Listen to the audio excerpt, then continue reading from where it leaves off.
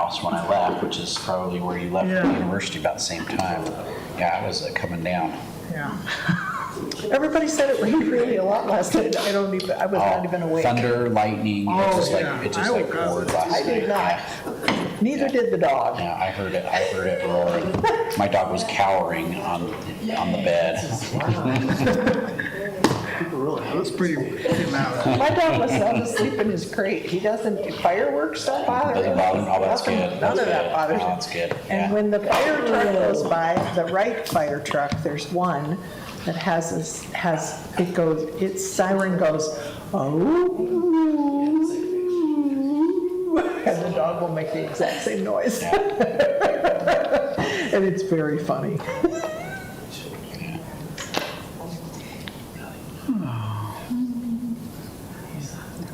How's park life treating you, Russ? Very busy. Yeah, Busy. I would say so. Yeah. I kind of wish that we'd had enough people and enough time to take all the leaves out of the riverette that goes through Merlin Olson. Because now all those leaves are just going down the stream. Oh, yeah. And there's other stuff that's growing in the grass that we'd like to get rid of. To get rid of too, yeah. Yeah, Yeah. They're usually good for the bees though, so.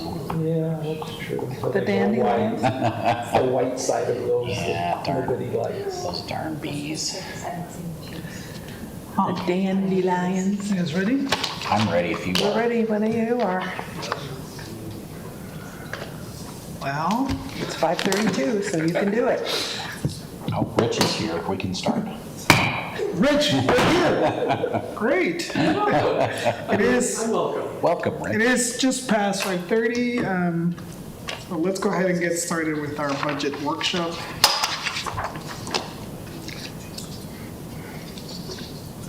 Richard. Really, I don't have anything new, except at the very end, I can kind of give a little bit of what the future holds for us as far as public hearings and some of that. Actually, I'll just do that now. So public hearings, we will do a budget workshop at the next council meeting for council wages. We will do a and also for URS stuff. Yeah, it's just a workshop on that one. Then on the 25th, 3rd, 4th, 7th. The second meeting in June. Ooh, that's a really good way. Yeah, that's second meeting in June. It's the 20th. Head for the second meeting in June, which is on the 20th. We will have public hearings on council wages, council and mayor wages, on the URS thing that's required, and then lastly, the transfers notice, which is usually a big one. So other than that, any guidance I guess I received from the council, I also will do a true up on property tax because we have to match what the county gives us, and they won't give us that until June 8th. So beyond that, it'll just be any changes that we've discussed. And we adopt the final budget on, 20th, the second meeting in June. okay, thank you. We will also adopt a property tax rate, which is no tax increase is the anticipation unless council feels differently. We would have had to do that a while ago, We really would have had to plan. if we had wanted to change it. That would be prudent. But I always plan just in case. We go, oh, we want to change it? Yeah. We can't. Well, you could, I've kind of set it up so you could. It would be difficult, but you could. Okay. I've reserved that right for council should they want to. Because we talked about a truth in taxation hearing in August, and we discussed that. Yeah, we're not planning on it at this point, but if we really decide, maybe circumstances change, I usually reserve those dates just in case, but our hope is we won't need it. Okay. Thank you.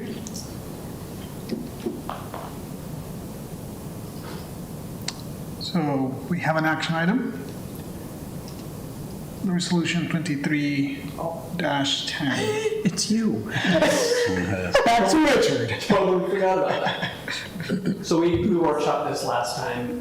It's not a major issue. We could kind of go without it, but we do like having council kind of setting broad policy on where we'd like to keep our fund balances, what kinds of things we use debt for, and it just gives us a target for what we shoot for. I do think it's a good thing, but it's not.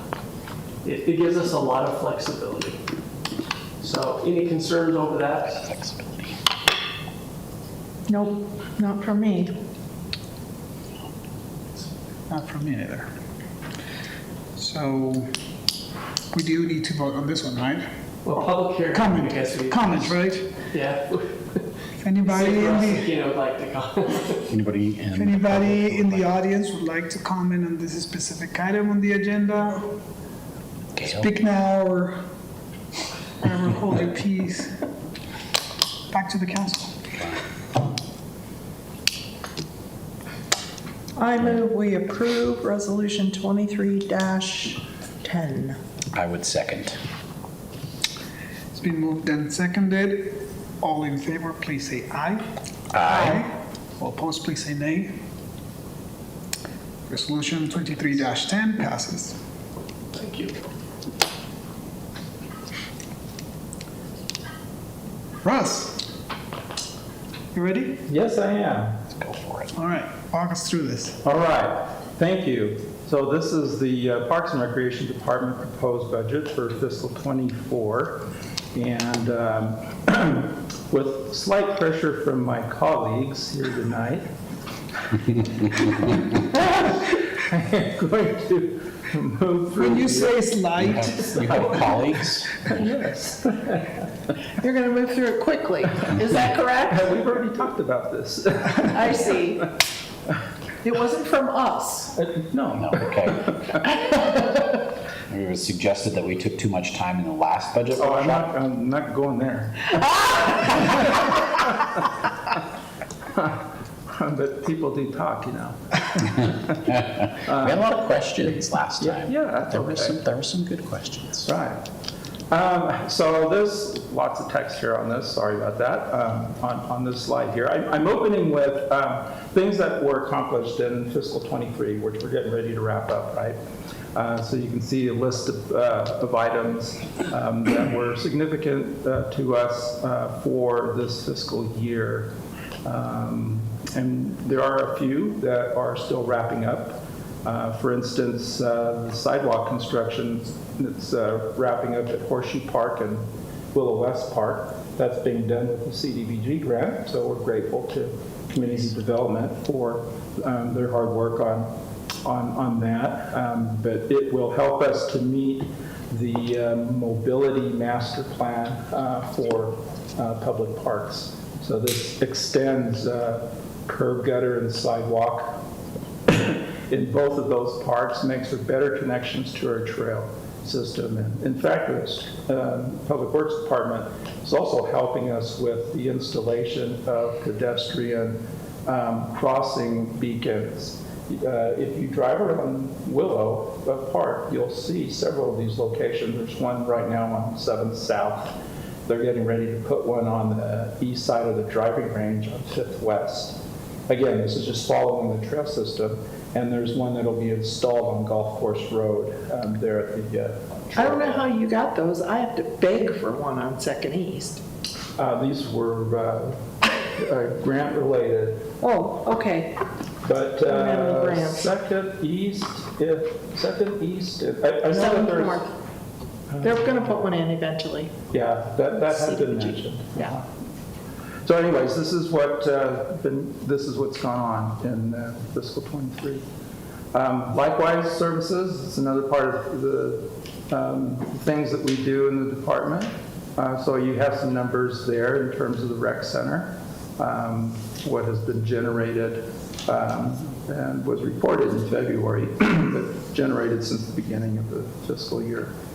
Likewise for the golf course, recreation programs, park reservations, and the aquatic center, which seasonally, we run it through the end of the fiscal year, even though the operation season straddles 2 fiscal years. So That's last year's, technically last year's reservation, okay. Yeah. I was like, oh my gosh, you already have 1,365 swim lessons, it only opened today. I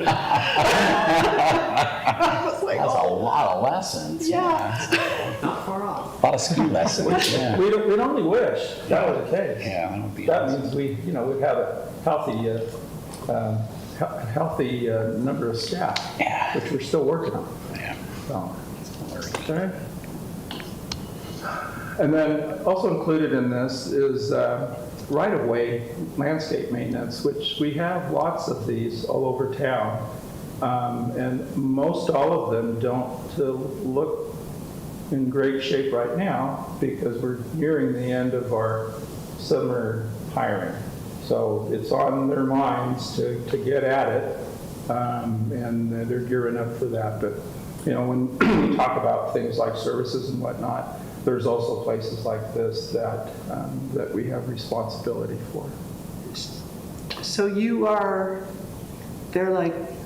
they're included in Parks and Rec, These rights places of way, are. Uh-huh. maintenance. Not all of them. We split up the load between us and Public Works Oh, okay, in handling this. okay. Generally, the ones that we do is because they're connected to or along the way of a trail system. Okay, So that's one of the criteria we'll look at. okay. Where is that middle right picture? Right, sure. Oh, maybe Russ would know. I think it's west of 10th West. So in looking forward, so this is the proposed budget, we look at needs and challenges as we move forward. Certainly it's on our minds a lot right now because we're in that time of the year, but we're trying to hire temporary seasonal help. But there are limited resources to work with to begin with, and there is still maintenance help nonetheless. And the equipment to support, that labor to get the job done is always going to be a part of that calculation. As is capital improvement, the resources for that. And in particular for existing resources. There's sometimes I'm a little torn between pursuing grants because, for two reasons. One is that we like to stay in the mix, because if you don't, then you get left behind. The other is that it's kind of scary because when we pursue grants and we get them, then you have an obligation to do something. And the other is we're doing something with limited resources to get it done. So, it's kind of a vicious circle when it comes to that. But in particular, over time, more attention towards existing facilities as they age. We've talked about this with the pool a couple years ago. The pool, I think, is 23 now. The rec center is 47. So, they're getting up there in time. And then the challenges, of course, this is across the entire department, recreation, golf course, parks, cemetery. Again, it's limited supervision to oversee temp seasonal help. And what we're finding, unfortunately, to some degree, is the level of experience with that temp seasonal help. This may be a first-time job. Maybe not as much experience in terms of others that we've hired in the past where they've been return seasonal staff, so they know what they're doing. And so when that happens, then that requires the full-time staff to stretch farther because we want to make sure that the new people know what they're doing and have What the expectations are. Yeah. Yes. So, there's a lot going on with that. So like I said, work experience, it's not what it used to be. Yeah. We call that throwing them to the wolves at my business. So. Yeah. Do you hire 16 and up for season? For certain kinds of jobs. Okay. So for instance, a lifeguard could be 15. Okay. But to put someone on a piece of mechanized equipment, they've got to be 18. Okay. Yeah. Okay. The other thing we're seeing too, and this is across the board everywhere, is increased demand for services and amenities. When we took registration for summer playground programming of 3 sites, and they take up to about 100 slots per site, it was within 2 days it was filled, with waiting lists. So, that's just the way things are. And swim lessons yesterday, there's still spots available, but the demand was overwhelming. Product and contract services cost more too. So, one of the alternatives to, because we don't have enough time for our internal, our staff to construct things and maintain things, we're looking outside for services. Of course, those services, they're feeling the pinch just like we are when it comes to inflation and so forth. Yeah. And things just cost more.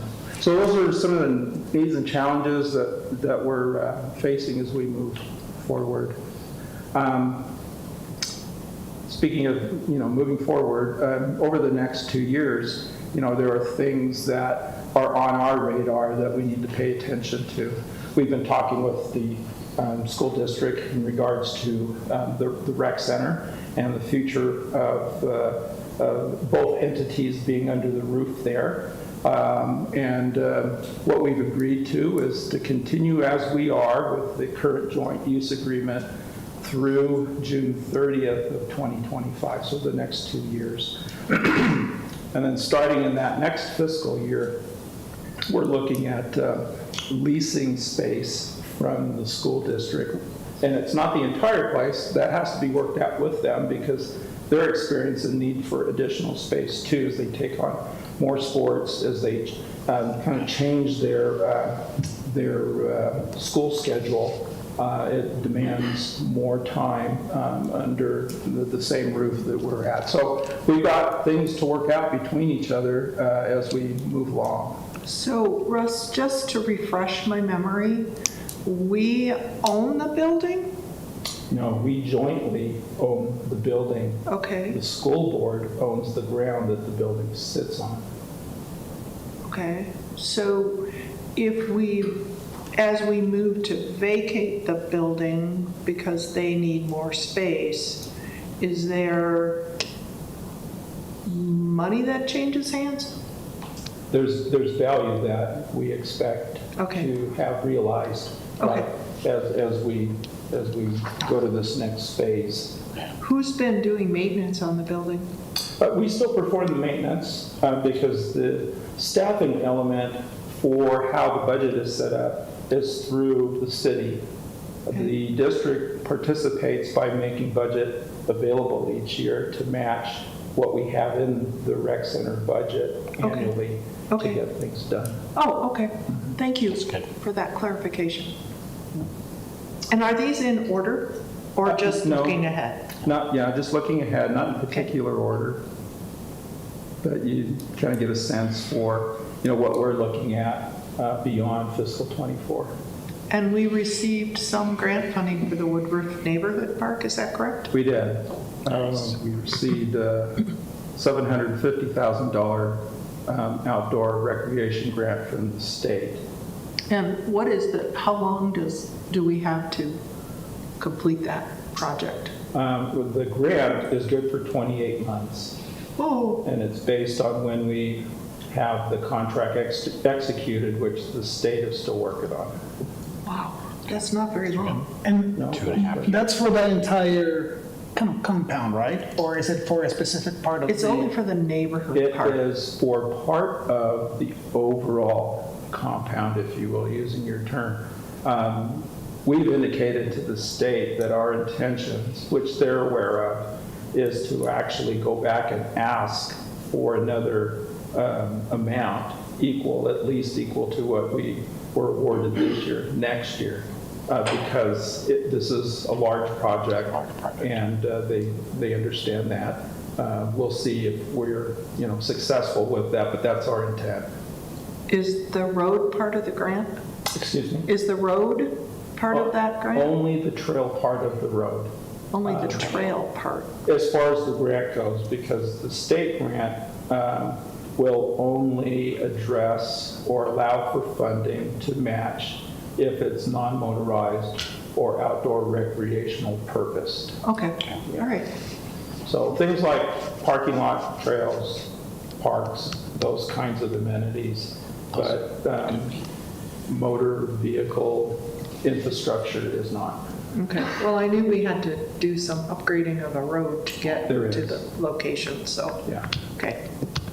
Okay. I think that brings at least the presentation part to an end.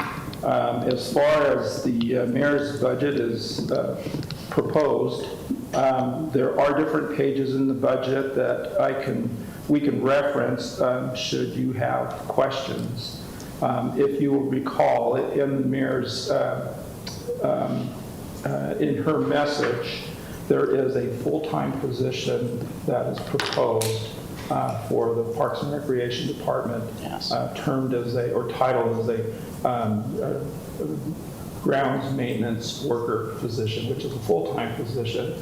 And we've requested that to assist us with primarily the Center Block Plaza, but within the area of the general fund where we are certain to have needs from time to time. If they're not concentrated on plaza work, we're going to have that position in as many different places as we possibly can that stays within that job classification, but certainly the help is going to be needed. Okay, Besides that, I'll try to answer any questions you may have. I just interrupt you in the I was middle. I was gonna say, I think we had most of our questions answered already in this earnest. No, I don't have any questions. Sorry, Russ, I should have waited till the end, but then I forget. Oh, that's okay. I can stop along the way. That was very efficient. I'm not sure how long it goes before I get the ding from my colleagues.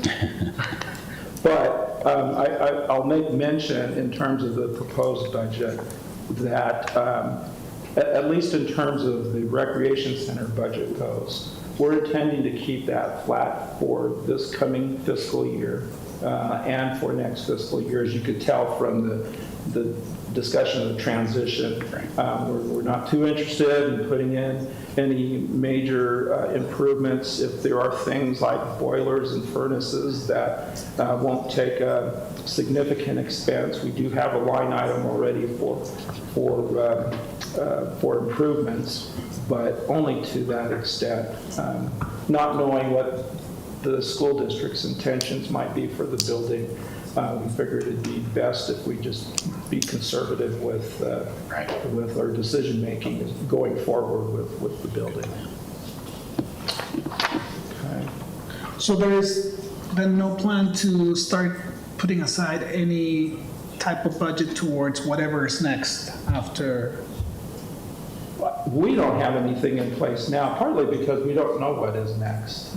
You know, we've had these kinds of conversations with the Parks and Rec Advisory Board, and it's probably one place where discussion of what's next needs to take place. But not having a good idea as to what that means, it'd be difficult, in my opinion, to put a budget together if you don't know what it is that you're budgeting for.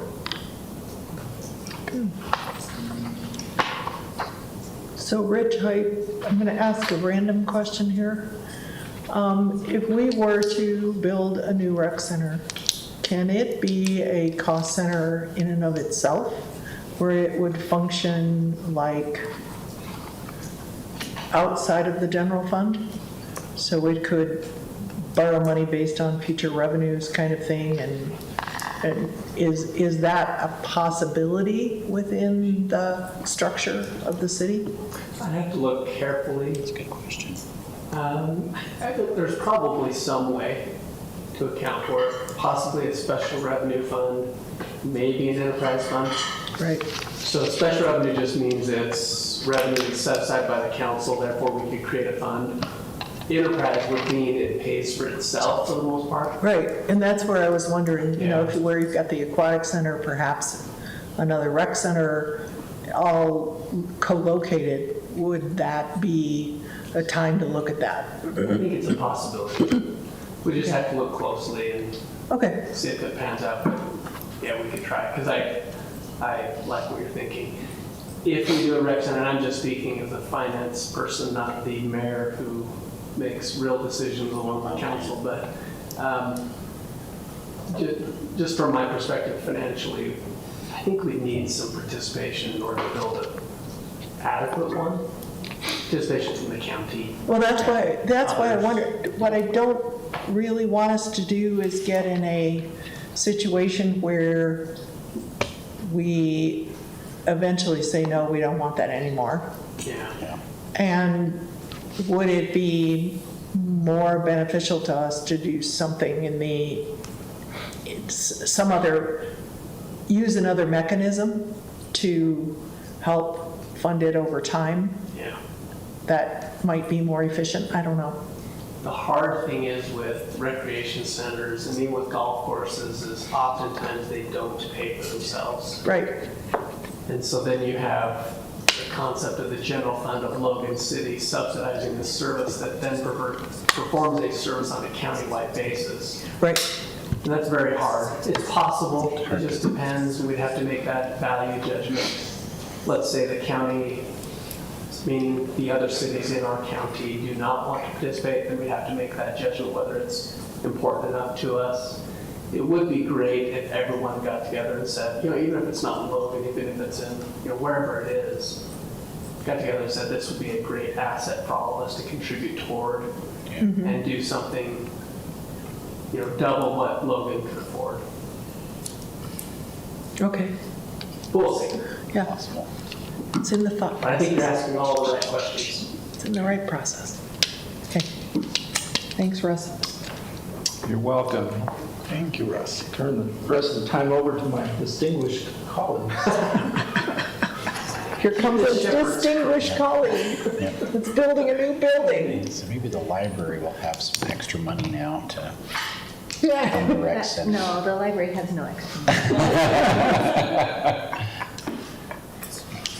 Oh, look at that library.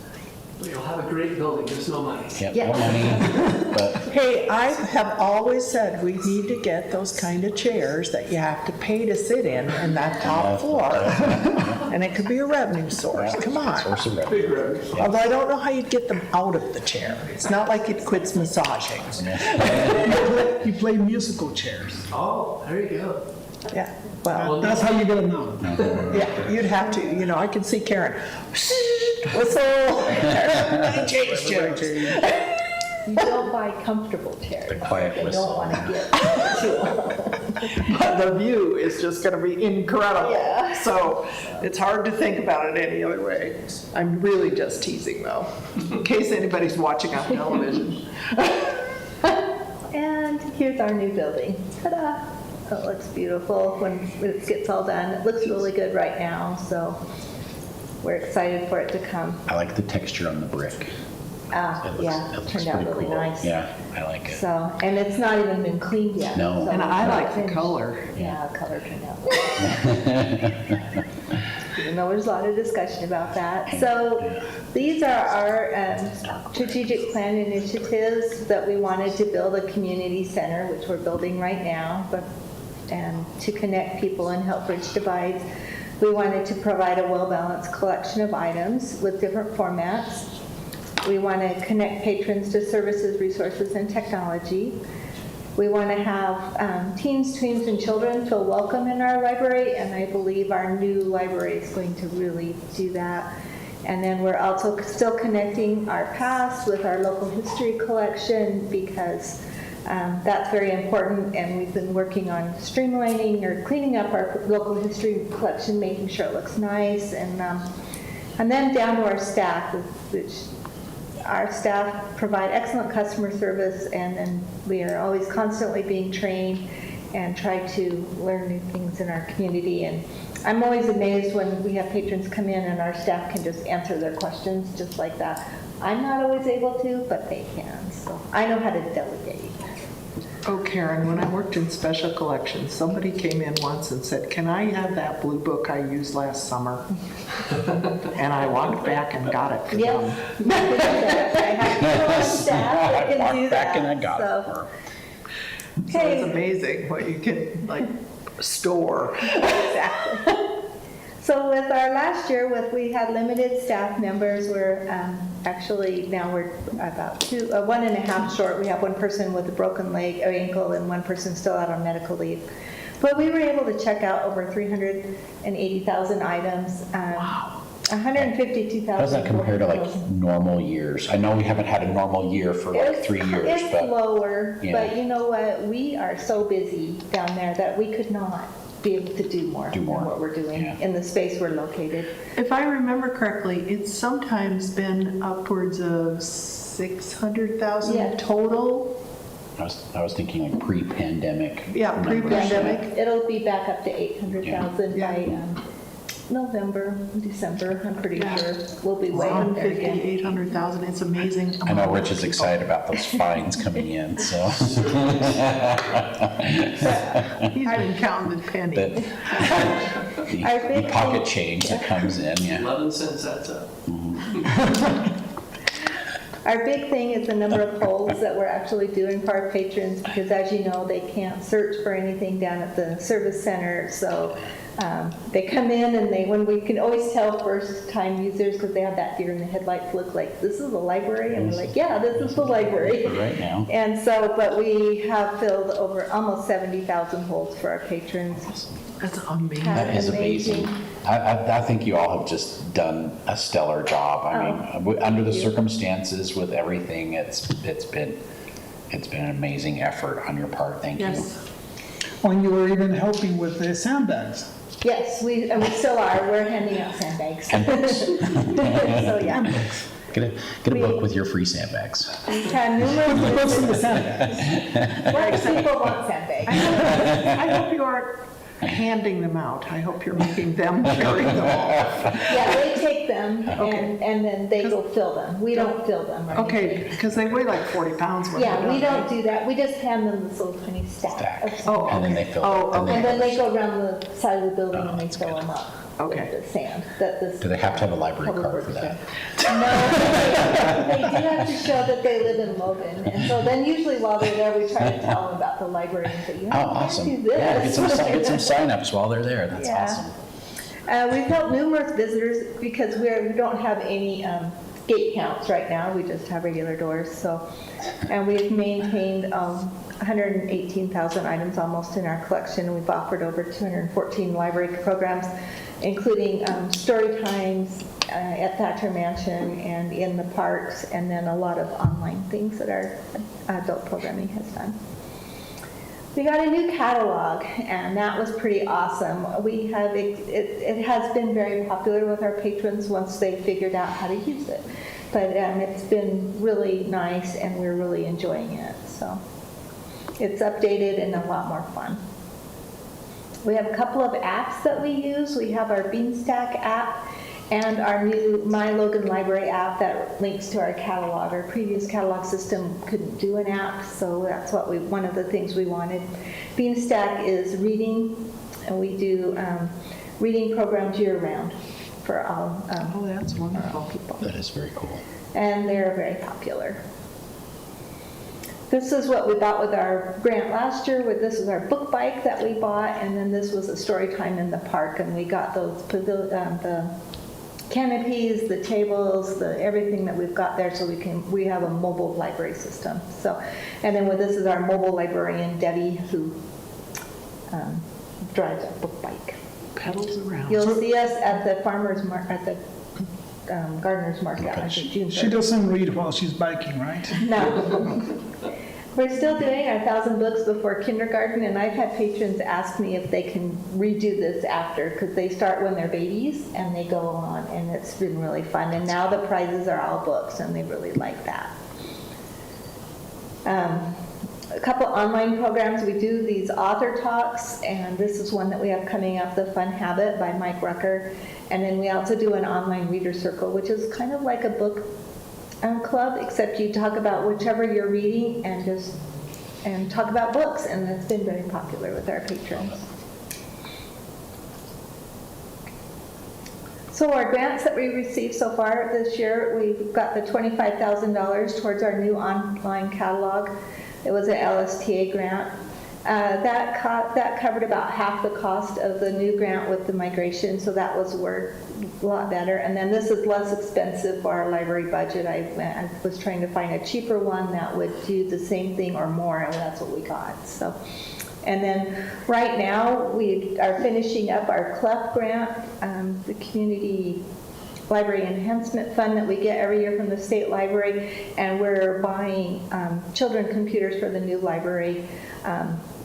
And then we bought an iMac computer for the makerspace. Other grants we've received this year is we have the state library has done the Wi-Fi hotspot program since COVID, and this year they sponsored half of that. And then we did a physical collection development grant, which we used to buy new books and AV for our patrons while we've been under construction, because our collection development funds have been divided, providing staff furnishings and public life technology for the new library. So we took a kind of a hit on our budget just to make things go through.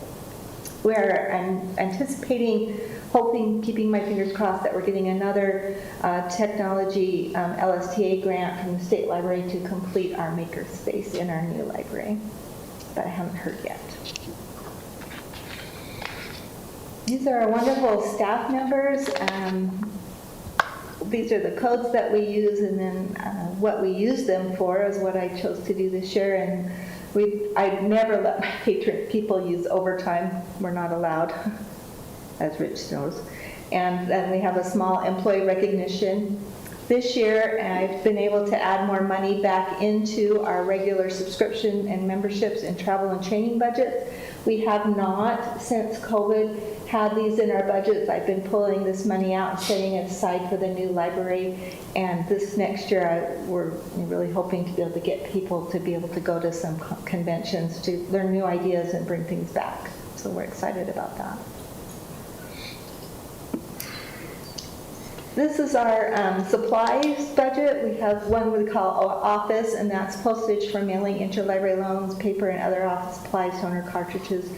And then our other one is called processing and repair, and I brought examples for you to see. This is how we repair, how our new books come in, and then some of them, the books come in actually pre-processed with that plastic cover on the top of the paperback, and then the book jacket on the other one. How much extra life do they get? It gives them probably 2 or 3 years, because when we weren't doing it, we're seeing that now that they were falling apart. So it helps a lot in there. We have a wonderful staff member on staff that handles all of our DVDs and does all of our music and stuff, and does a really good thing for making those last, buying good cases for them and getting those to work. We also use that money to buy label stock. You saw the labels on there, and then RFID tags for our security system. So we can't steal these books, they're gonna buzz on us. You cannot steal these books. Fine, we won't even try. It will be. So our technology. Sorry. It's okay. That's why we say we work at the library and not It's like slid right at across, yeah. So, as far as technology, we have an electronic maintenance budget of over $100,000, which I use for the annual renewal of our databases, like our online catalog. We pay for our Overdrive, Mango. Overdrive is ebooks, e-audiobooks, and Mango is a language training system. Consumer Reports is a valuable resource for our patrons. Hoopla does ebooks, e-audiobooks, and they do a huge streaming service on videos, and it's very popular. And Freegal is a music streaming. And that, we're not sure if we're going to keep that one because Hoopla's doing great with it, so we don't know. But anyway. And then what we call OCLC is where we catalog. So when you look in our catalog and you're looking up cats or something, in the record it has to be the word cats. And so that's where all that description comes from, is we get that from OCLC. And then we have a patron and staff technology budget that I have a person over. It's actually Debbie, who also drives our book bike. And she's over magazine subscription, and then we call all these other things like realia, so like our Chromebooks, telescope, blood pressure kits, Blu-ray players, peripherals for service and for our service desk and our staff workstations, like our receipt printers, scanners, RFID pads, warranties for computers or devices not covered by the city IT services, and Wi-Fi hotspot renewals that are not covered by the state grant.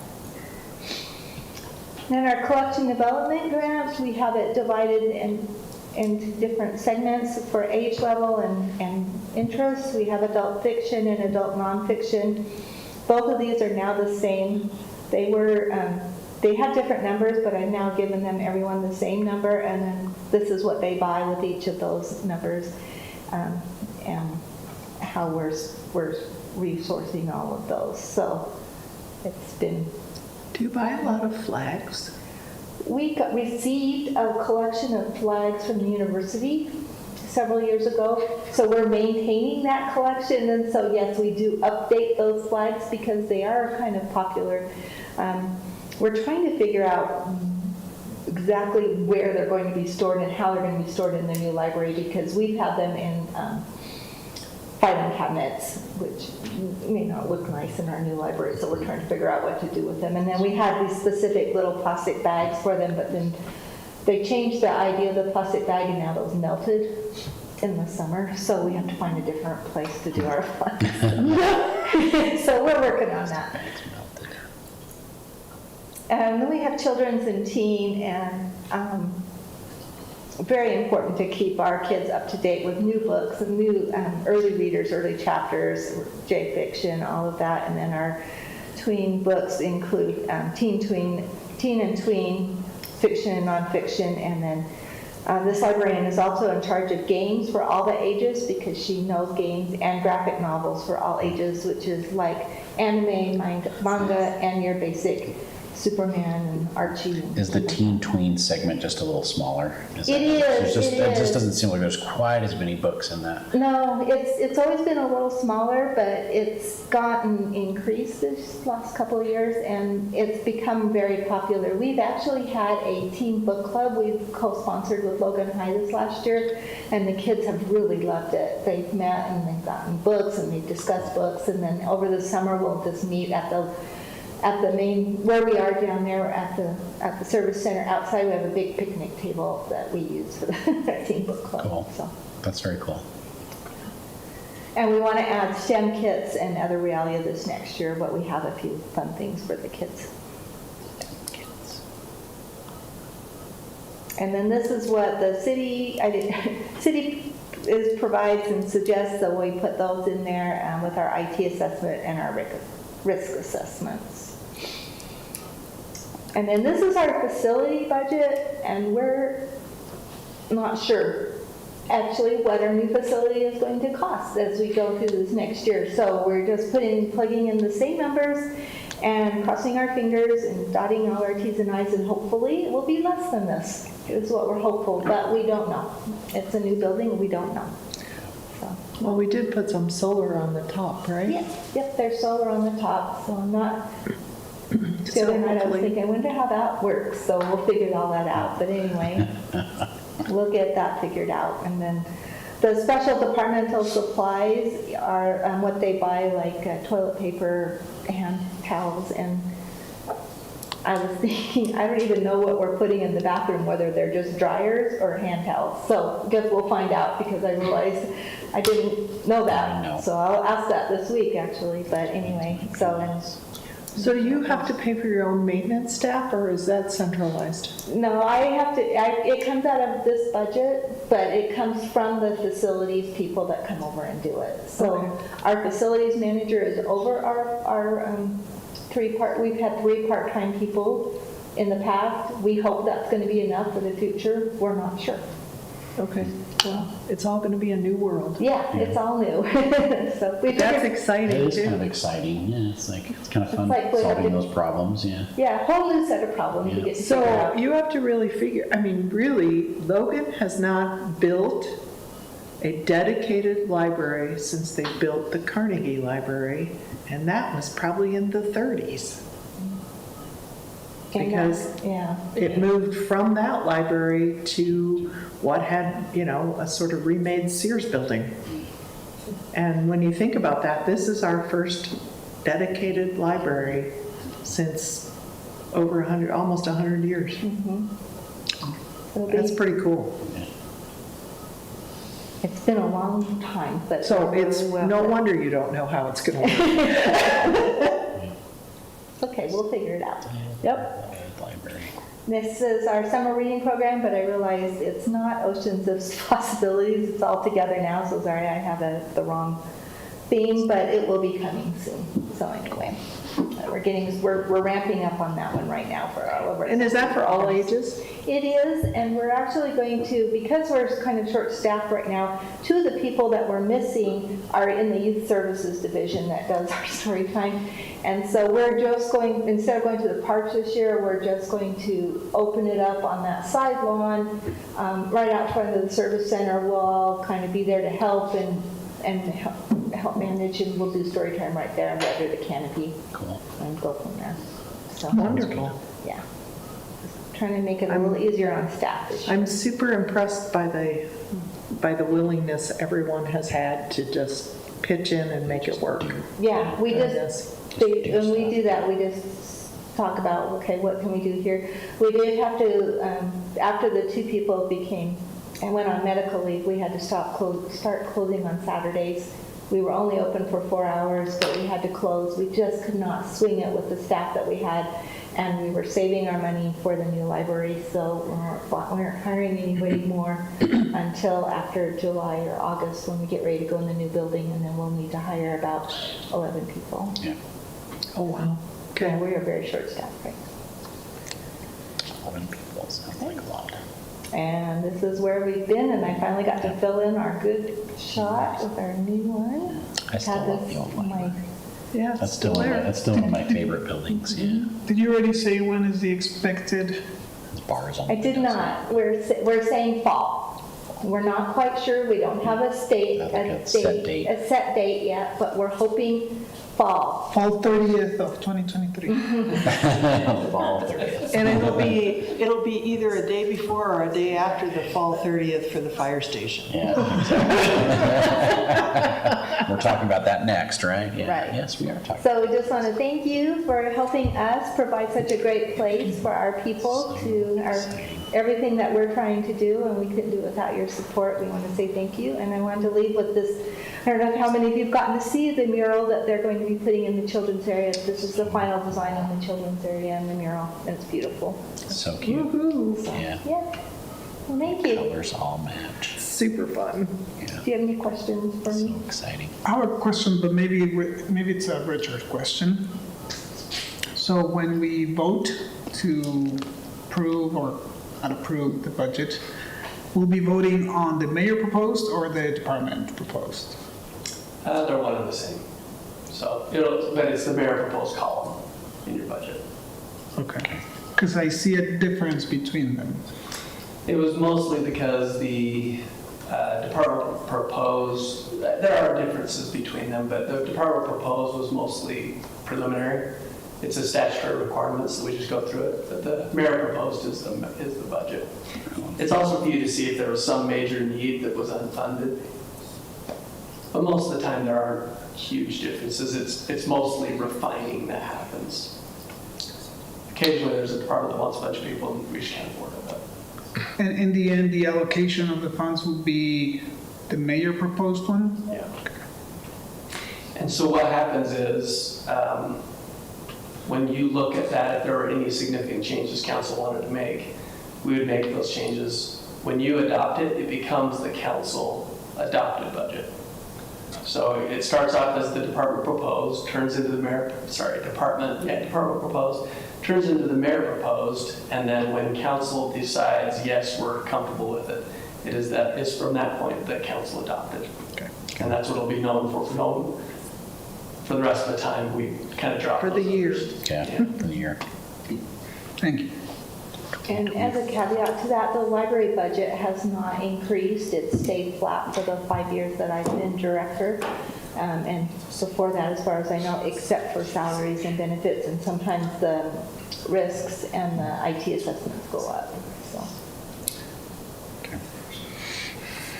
Thank you, Karen. Okay. Oh, wait, did you have any other questions? Sorry. No, answered all of our questions during. Thank you. Thank you. Thank you so much. Appreciate it. Thanks a lot. Such an exciting time. And here comes our second new building, Yes. Yes, and it's coming along. it is. We're super excited about that. I think I see it as much as you do, maybe. Do you? Yeah, because it's like down the Right street. there in front of you. Yeah. So thank you, council, for the opportunity to kind of share. I'm just going to kind of run through a little bit. I know that, you know, in years past, we haven't been as good about getting information out to you. And I think this past year, with the monthly, quarterly, and annual report, we'd have been able to form not only you, but our contracted cities that are more efficient and more information. So a lot of this is redundant in the fact that we've shared a lot of this information with you already. I think one of the things that just to point out here, our unit activity for 2022 was 10% increase across the board.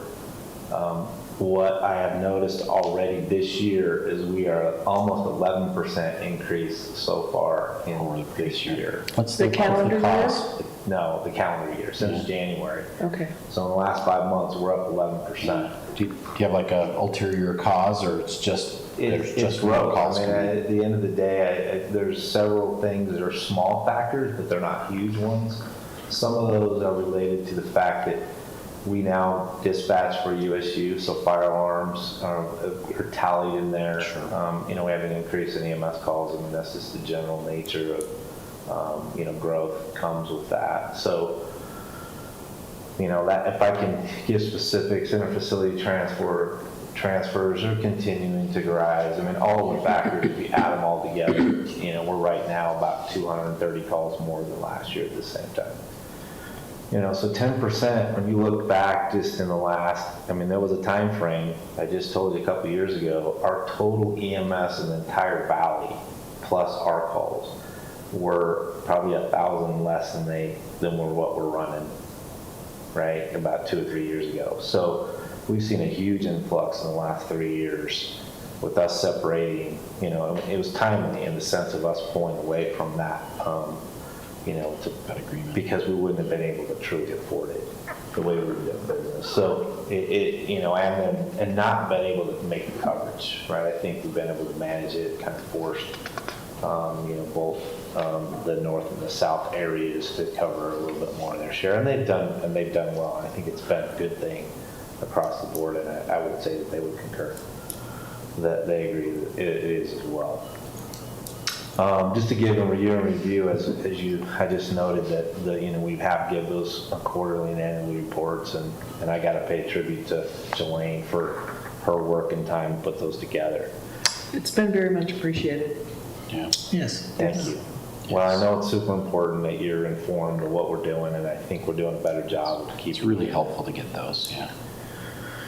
We completed our second full year of the EMS fund with 3,708 transports. Was 11% increase from prior year.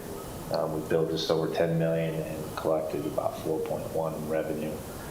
And so that's, you know, that's a big increase from what Sims used to pay us. So what happens to the 5.9?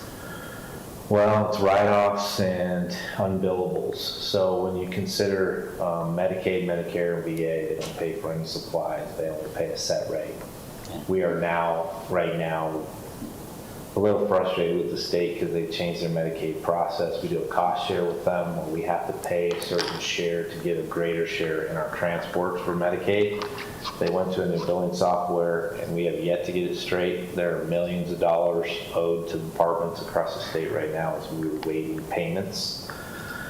And so, you know, that's just the nature. I mean, we bill, on average, our billing's about $2,600 depending on mileage. That's considering, that's factoring in everything, right? That's factoring in interfacilities and we probably, you know, collect, on Medicaid, for example, we collect like $1,000.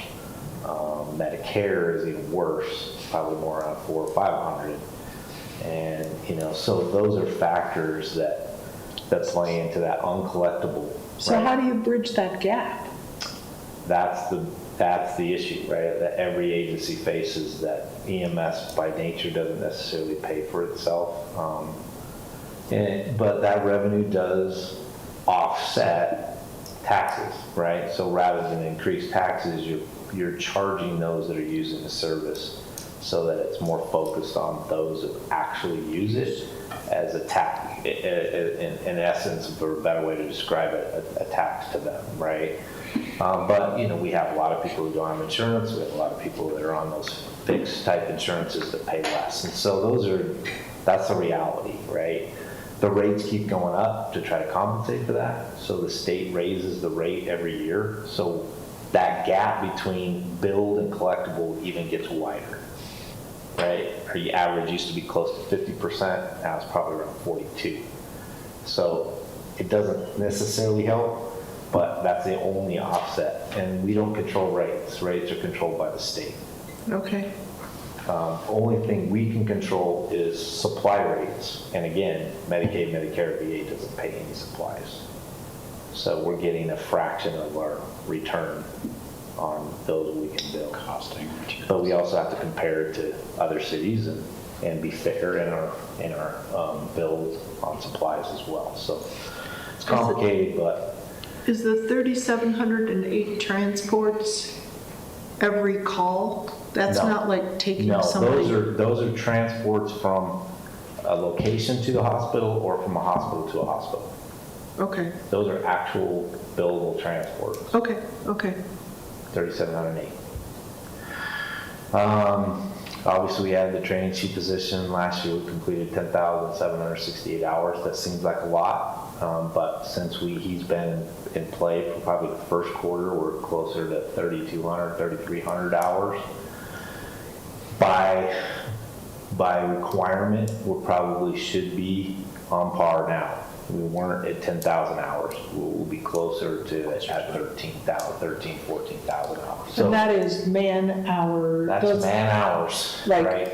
you have 40 people in the room or whatever. Everybody has to have their hour. So each Okay. individual has to have close to anywhere from 250 to 350, depending on what certification level they're at for an annual training. That includes driving, a fire, EMS, you name it. And so all those are collectible hours. Okay. We're doing a better job of reporting, but having that person in that position has certainly helped us be more efficient all the way across the board in reporting and actual training hours. So that's one that we added last year. Right? Yes, which has been super helpful. Paramedics is one of the challenges that we continually face each year, and we send 3 to paramedic school. We had 2 graduate.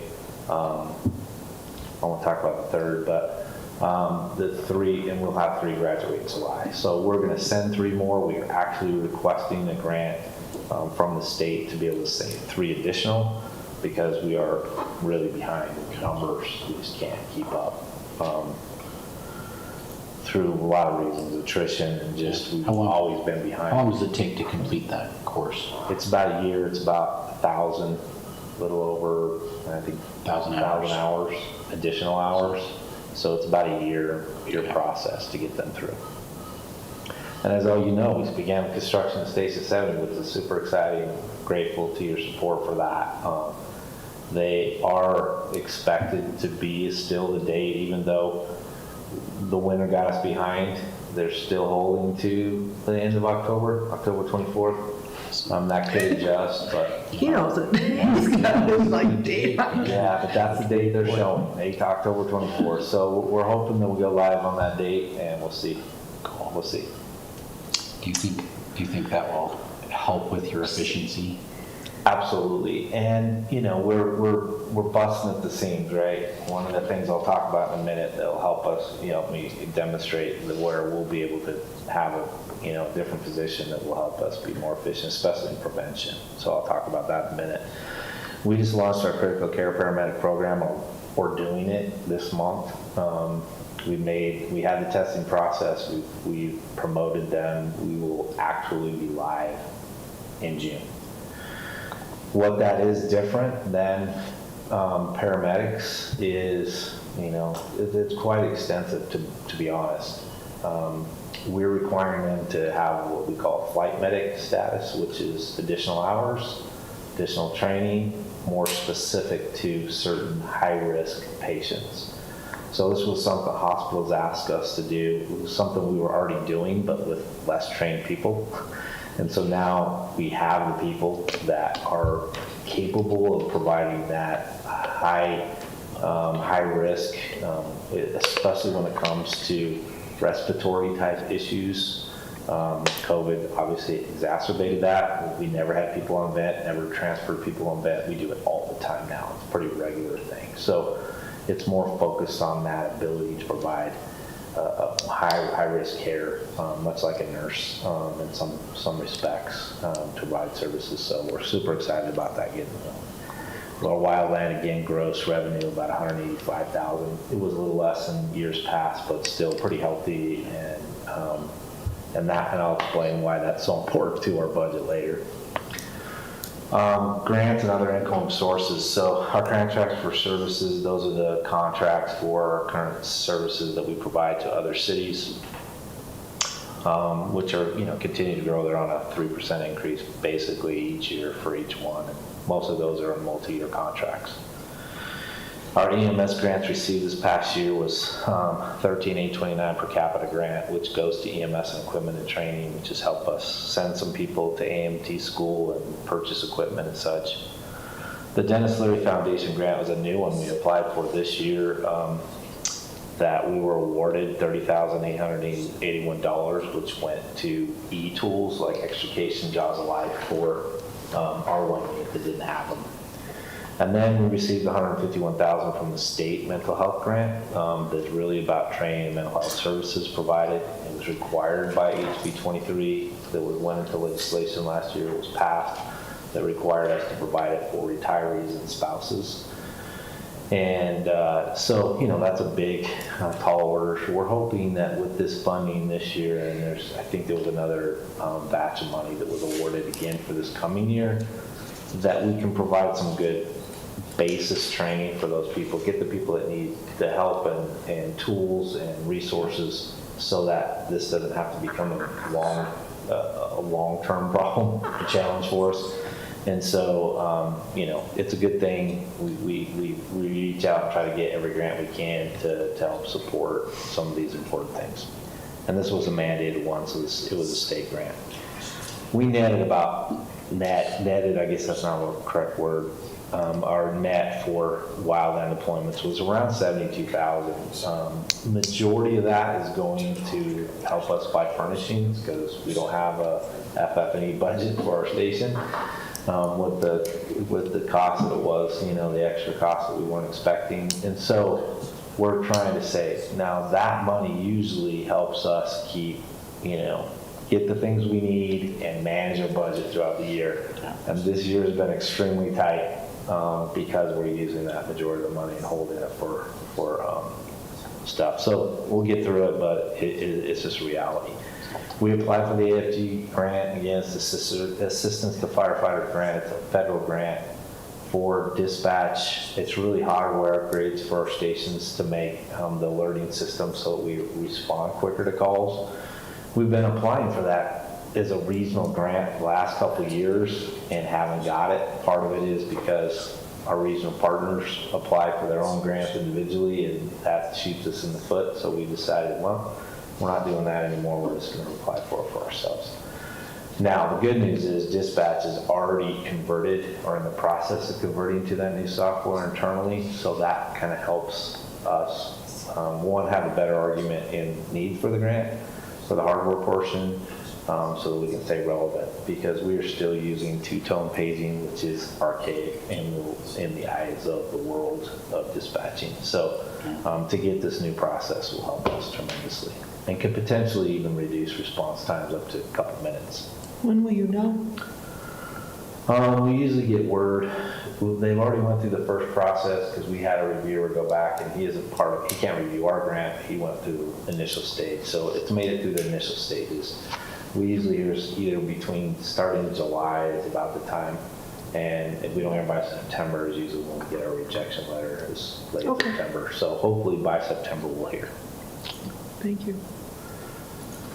Our budget, so as you know, really have two really separate, we have three we have to look at really closely because North Logan is kind of functions its own entity, so to speak, but it falls within the fire general fund budget. And then we have our 590, which is our EMS fund. So we really have two budgets to look at that really kind of function separately, but that's how these break down, and those are the amounts. The North Logan's just approaching, and they believe right around $1 million. Our fire budget, just to break it down in simple terms, these are the increases we have asked for that are in the mayor's budget. The part-time prevention. So as you asked earlier, how the building can help us be more efficient. Right now, we just have one person. We have Jelaine, and she is a superhero, there's no doubt, but she is one person.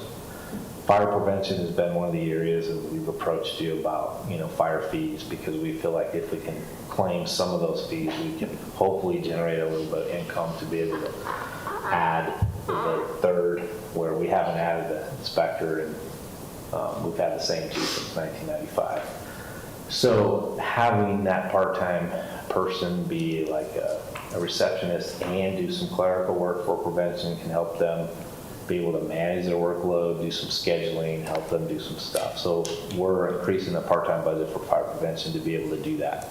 And one right now, we instituted in July, but we probably won't until the station's built, because we just don't have the room to be able to put someone in there. Until the 24th then.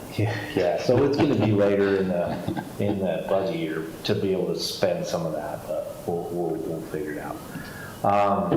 Utilities is something that's just continuing to grow, as we all know. Power, gas, everything is more expensive. We hope that our new building is more efficient, so we don't, so it'll say, because current building certainly uses a lot more than the new one probably will. Are you doing any solar or anything like that?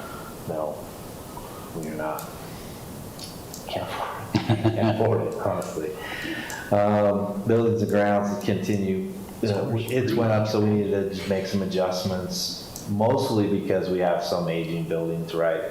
This one's going away, which is great, but our one on campus is nearing 20 years old, and so we're just trying to manage that, because that encompasses everything we buy. And with inflation, we buy our own cleaning supplies, we do our own, all that stuff. So that's just, claims and insurance is just one of those things, like it's kind of like a safety net for us. We have an amount there, but with rising costs, if we damage something or something happens, we're liable to come up with that amount of money.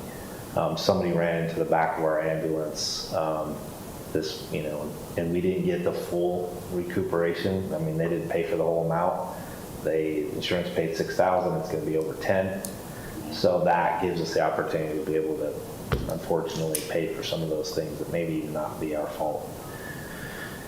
A little small amount in professional and technical, just to deal with increases in costs of things, and special department supplies, uniform, fire gear, public education supplies, all that stuff has went up. Our uniforms have almost doubled in price in the last few years, so it was time to increase that. Actually, a question about the last item. Yes. I mentioned this to Chief Jensen. Mm-hmm. He presented a couple weeks ago. Do you budget any type of amount towards translation of any of your safety? We do. We have all of our, public education supplies, we do it in both Spanish and English. Oh, So excellent. if you come over to the station, you can find in both. So we try to do a really good job of making sure that we do both. And so part of that increase is just the cost of doing business, but yeah, that is part of it. And we try to make sure we have all of our documents, both in Spanish and English. So do you have multilingual We EMS? Yes, ma'am. Permanent. We have several that speak Spanish. When they need a Chinese speaker, they call me because I speak Chinese. I don't know if you knew that. But we have some that speak Russian. That's super helpful. Well, yeah, it is. It actually, there is a pretty good population here in Cache Valley, believe it or not, of Asians. So, we try to do our best. We don't use publications. We don't have all of them, but Spanish is one that's predominant. We have, as you know, a pretty good populace of Hispanics here. So we make sure we cater to and have that available to them. So thanks for the question, because that is important. Do any of your, does that include things that are online? Great question. We probably could do a better job of maybe getting some of that stuff translated and have it available in alternative languages. So we can work on that. I know our website is certainly something that we can do better.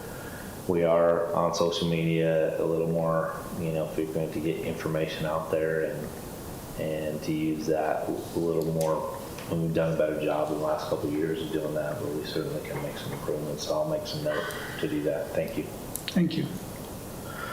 Rolling stock, we have a brush truck replacement this coming year, again, the station, and then our staff vehicles are on a rollover, which I believe they just are in the process of switching them over this year, so it'll be toward the end of next year when we do it again.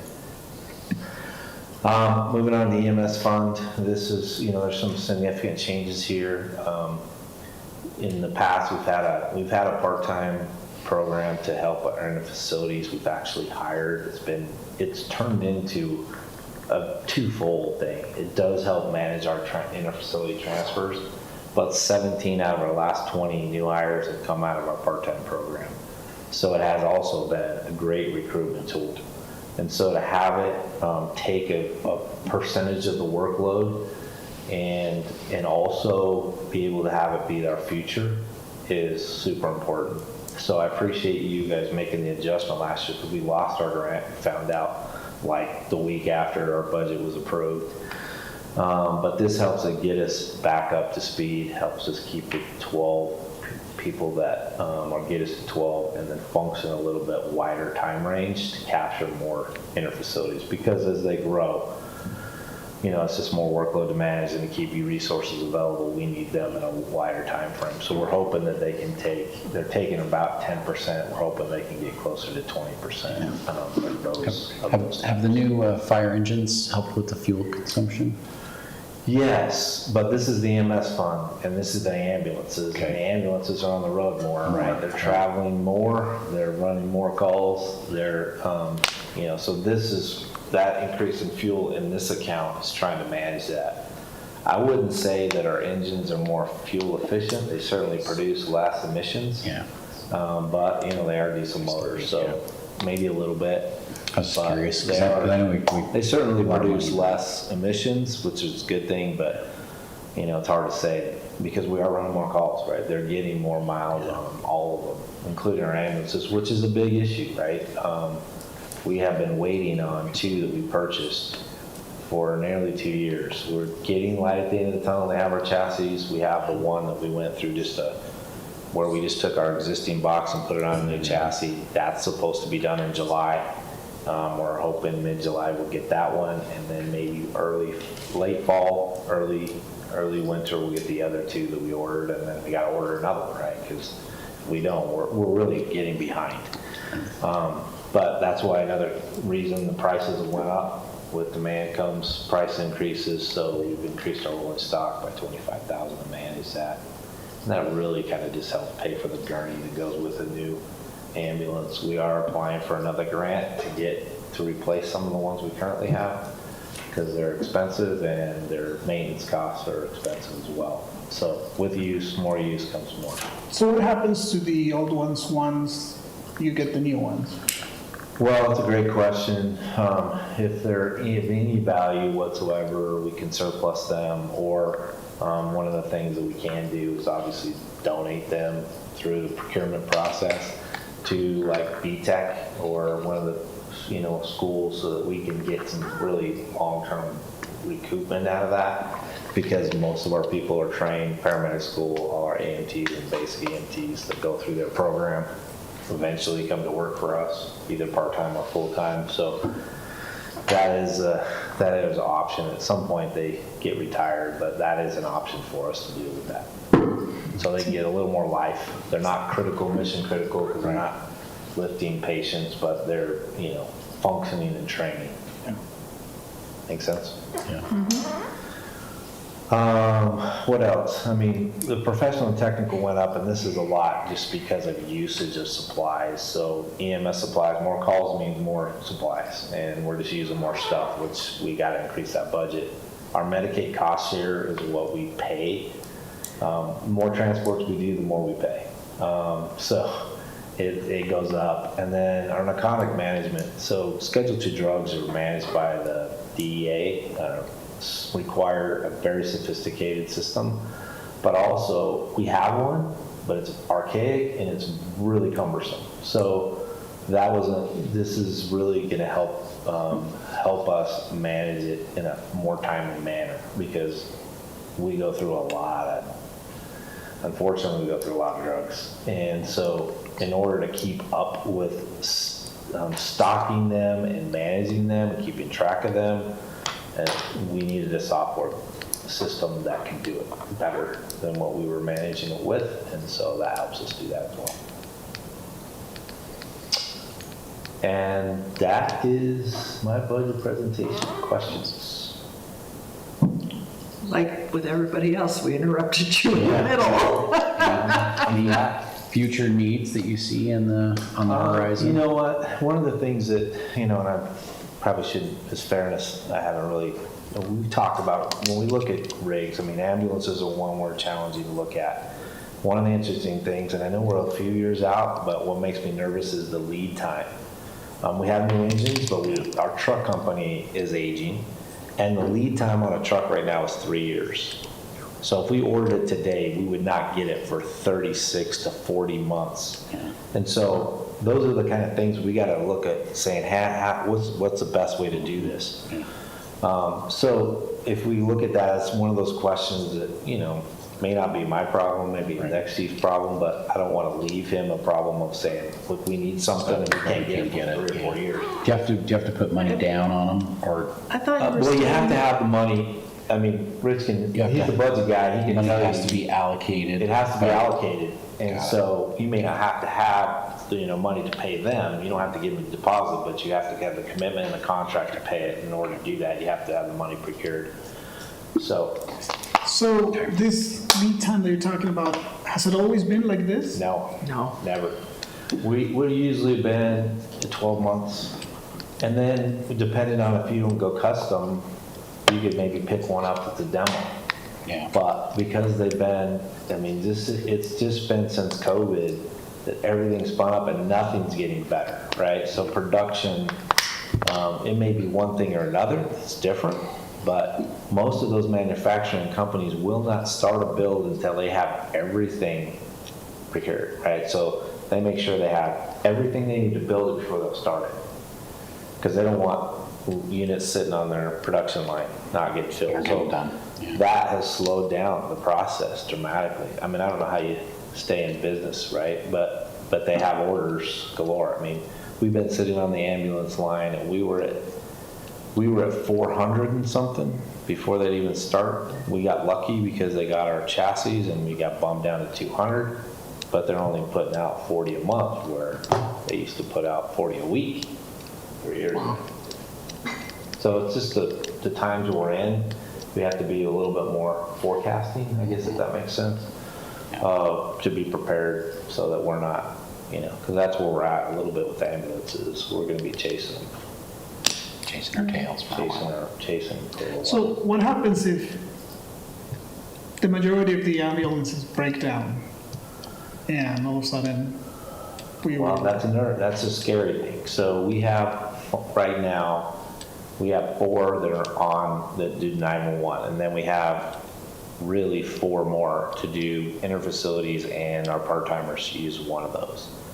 So in essence, we kind of have a little bit of flux, but we can't function with less than that because there's always, you know, the service being provided, or for example, we got the one in Salt Lake right now getting worked on. We got another one getting a whole refurbish. So we're really down 2 right now. So if we had one go down, we would be in big trouble. We couldn't really function. So, you know, we're teetering that already. We're, you know, trying to make sure that we're managing that well. We've been fortunate that haven't got to the mission critical point, and we hope we get the new ones in place before. But we're on really an 8-year replacement plan, and 8 years is a long, long time for an ambulance running the call line we're running. So those are again, same kind of thing, same kind of question of, you know, is it enough and what do we do? And the fund has to be able to pay for it. So, you know, So we're are there healthy, federal we're good. grants available for ambulances and fire trucks? Yes, AFG is another opportunity for us to look at potentially going after money, but, you know. Because I know the transit district has a road, you know, they replace buses on a regular basis, but they're all funded 95% through the federal government, Yeah. through the Well, FTC. Yeah, the assistance to firefighter grant that we applied for the dispatch stuff is an avenue. We can't apply for. So if we're looking for a truck, I mean, that is an avenue we can apply for next year. Okay, That is a possibility. we don't have a way to, I mean, they basically have some sort of access to, they know for sure that they're gonna be able to have So many 2 buses this vehicles. year, 3 buses this year, 2 buses this year. It's not that easy for us. Okay. That is really the only avenue that I know of to apply for, and we haven't got an AFG grant in 20 years that I know of here. So we've applied every year since I've been here and haven't got one, and so there's 350 million for the entire country of how many thousands of fire departments to apply, and priorities usually go to, you know, voluntary agencies, smaller cities. Those are kind of things that we're fighting against because we're kind of in the middle of the road. We're not big, we're not little. They fall into that really tough category to get stuff. So we keep trying. That's all you can do. So Rich, if you were to put the fire trucks on a rotation schedule, so you said, okay, every 5 years or whatever, we're going to get one new fire truck, and we just do it that way. And it takes 3 years to get it here. How do we obviously don't have to pay for it until it arrives, or the whole thing, but we also can't obligate across years, across fiscal years as easily, because you're, you know, especially if it's like, I said, yes, we want to go into this plan, and I don't get elected, and somebody else says, no, we don't want to go in this plan. So how do we begin to plan for that rotation and that replacement on a consistent basis? On the budgetary side, we just appropriate money in the current year, order it, encumber it, and then request to appropriate to carry it forward each year. Oh, That's okay. probably what we do. And we do have, to On his the credit, plan side. we do have a replacement plan. The challenge of the current plan is that we're asking units to go longer than in days past when we only ran 2,500 calls, you can last 20 years. When you're running 7,000, you know, increasing in calls, can we really get that lifespan? And that's the $1 million question here, is that prices are going up as well as lifespans are going down. And so it is something we have to continually look at, because we can have a great plan that works once. And then if it isn't updated, by the time we get to the next one, it's too late. You know, we were fortunate, we got a grant that replaced our engine, so that's a problem we don't have to worry about for a while.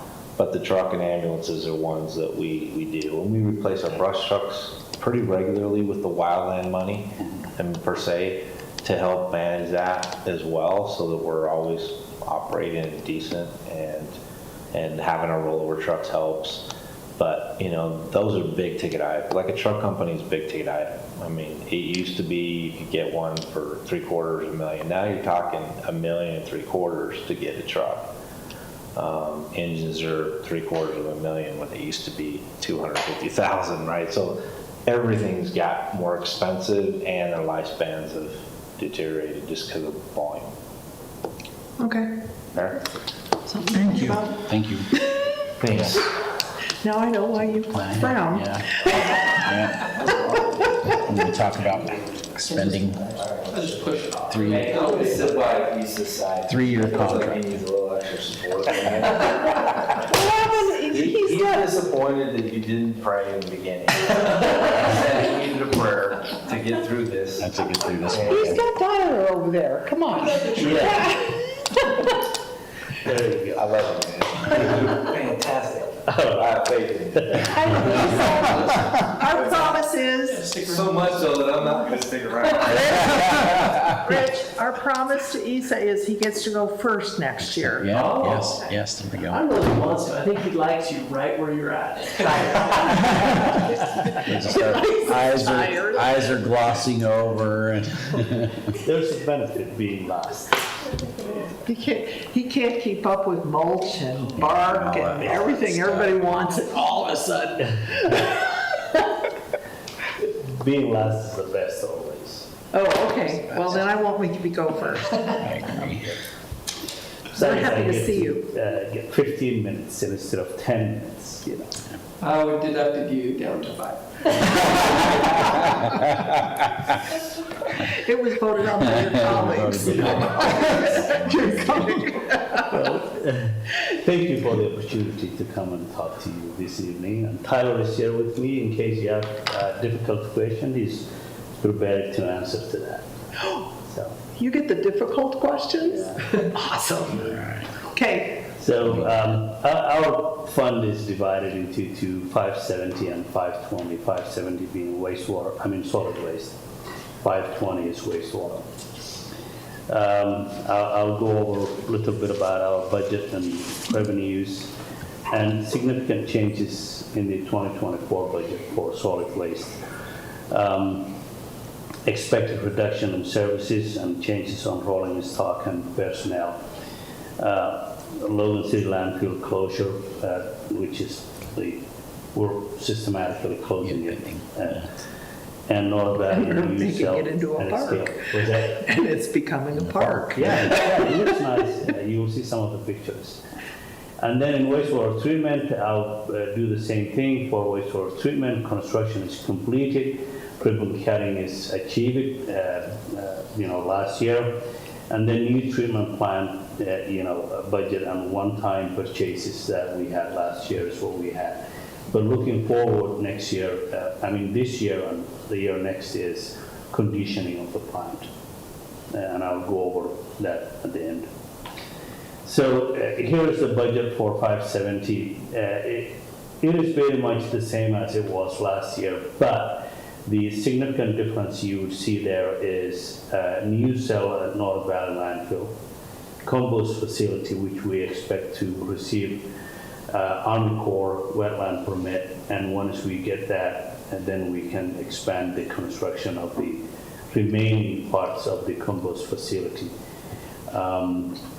Those are the two main areas. And then North Valley, in case we have to have a direct haul, which we anticipate it may happen, permit change, conditional use permits change, then we need to equip new scales and scale house. So that's the most significant changes in our permit this year. We planned it. It may not happen. If it doesn't happen, it will remain in our revenues, reserves. Okay. Okay.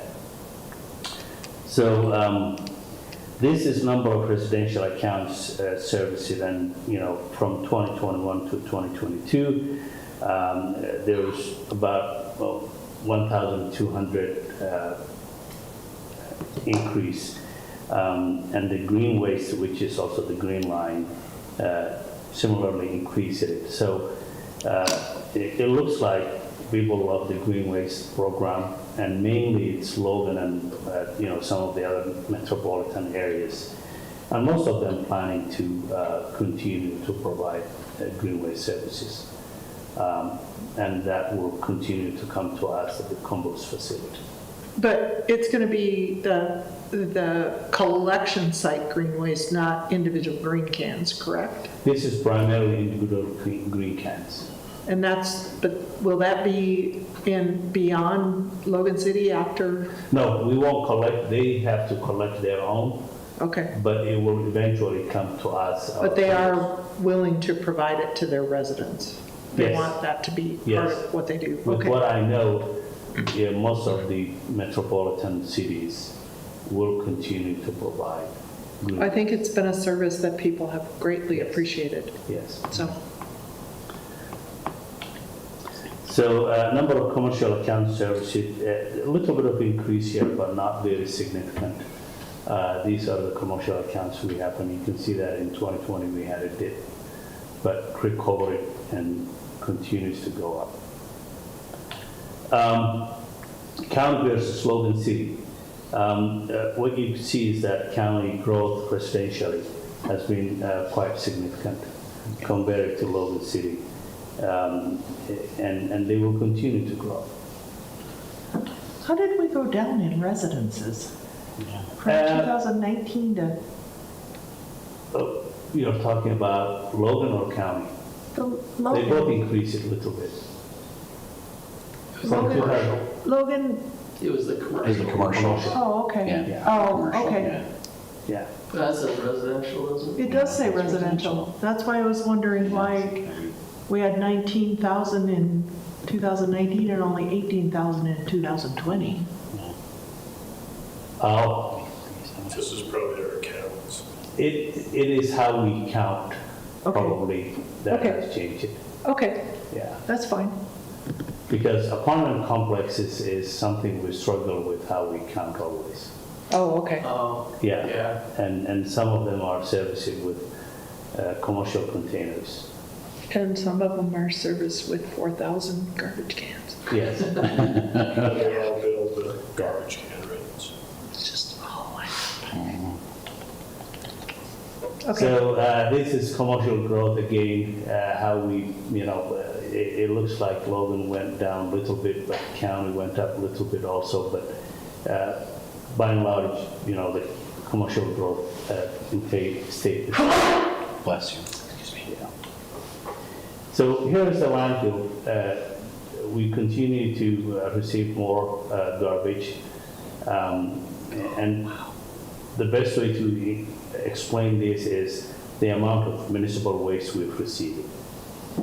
Some of it went to this landfill in Logan, some of it went to North Valley landfill. Because in bad weather conditions, we put it here, whether it is due to snow or due to wind or other things.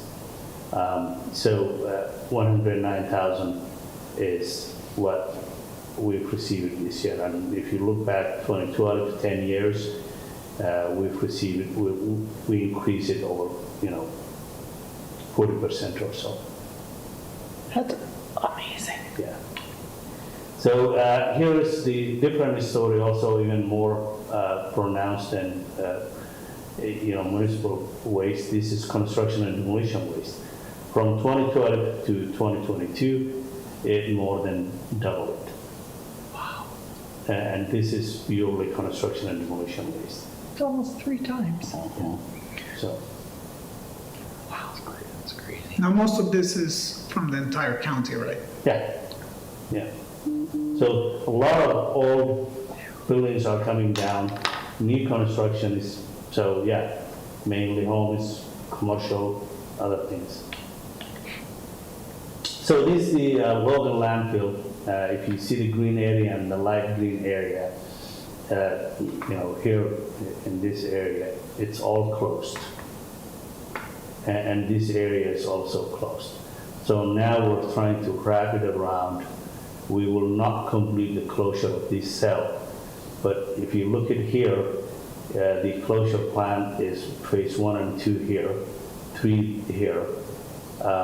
This will be 4, 5, and 6. So this will be the last area we close. Is that where the construction waste is going?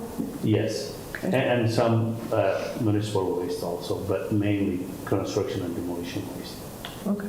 Yeah, so looking here, this is from the south view. If you are at the second south, it looks nice. Yeah. Yeah. So neighborhood is in that area. You're as good at closing them as you are at running them. Yeah. So reductions in services. Lewiston, Richmond, Smithfield, and the consortium. Those 3 cities, Lewiston, Richmond, and Smithfield, they're planning to start collection July 1st. On their own, right? Yes. Consortium, hopefully, they expect October. And these are the reductions in garbage, recycling, and green waste. Green waste is mainly Smithfield in the small cities there, the 3 cities. And then the consortium, that would be 4,000. So it looks like, based on what I showed you earlier, chart, we will probably have half of the green waste is still around Logan, or around 40% of the green waste is in Logan. So are these individual residences or Yes, collection sites? in individual residents, the green can. Okay, in but homes. like garbage, Garbage and 4,303. recycling is all residential. so it doesn't count any commercial? Yes, and I'll have that next. Okay. Yeah.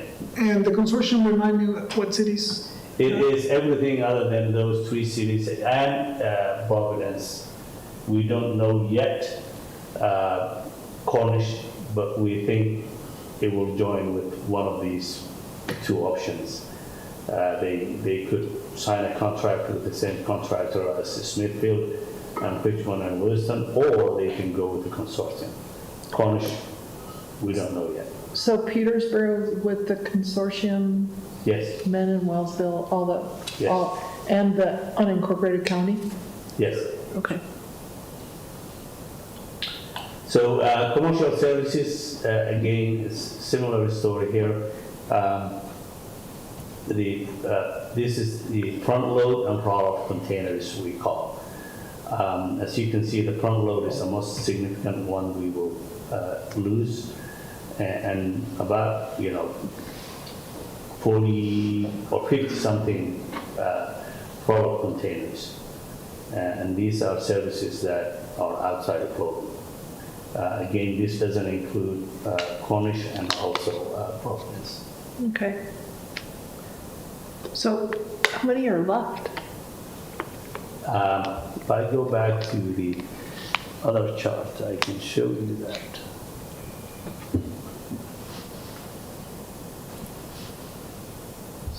Number of residential. So here's number of commercial accounts. We have here 29,500, 2,951. So if we go back to this chart, you will see that the combined number here is about 50 roll-off containers and also a little bit over 1,000. It's about 1,100. So we still have 1,800, 1,800. So we still have more than, Oh, yeah. still have more than The half. most significant commercial accounts are in Logan. Okay. And is there, this might be jumping ahead, sorry. With those containers and the roll-off containers, will they be, what will you do with them? Will you will you sell them or will you Right there. dispose of them? There we go. Okay, never mind. See, I knew I was going ahead. So we have negotiated with the cities, including the consortium. So we anticipate to receive a little bit over $5 million from sales of this equipment. That would be residential and commercial containers and trucks. This is based purely the conditions of the trucks as of today. It may change a little bit, but the cans, I don't see any change in price. Okay. It's fixed, we've agreed on. For example, a garbage collection can, we pay probably about $70 and we're selling $35 to them. Some of them are new, they're issued today because we continue to add cans, and some of them are several years old. So we felt half is fair, $35 Yes. is what you said? yes. Okay. And Waste Management agreed, and the other 3 cities also agreed to that. Okay. And you're working on the on the mechanical parts? The trucks, they have also agreed on price. Oh, okay. Where they came and inspected the trucks, they looked at it, and we've agreed on price. Okay. But truck condition can change because it's on the road. Yeah, that's true. And we realize that, but we're fairly confident because their price is projected to the mileages and the condition of the truck in October as well. Okay. So the left for Lewiston, Richmond, Smithfield, those amounts will be split according to their ratios, or Yes. or each one of them will be paying that? They know exactly how much they need to pay, Okay. based on the number of cans they have and containers. Are each one of them buying one or more trucks? They're not buying trucks. Trucks are only for waste management, The consortium. the consortium. Wow, okay. The other company that services them, they said we have our own trucks. Okay.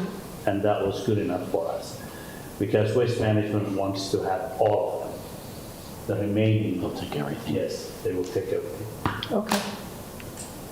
How many trucks are being sold? I can't remember exactly the list, but it might have been close to 10 or so. Yes, Yeah. that's correct.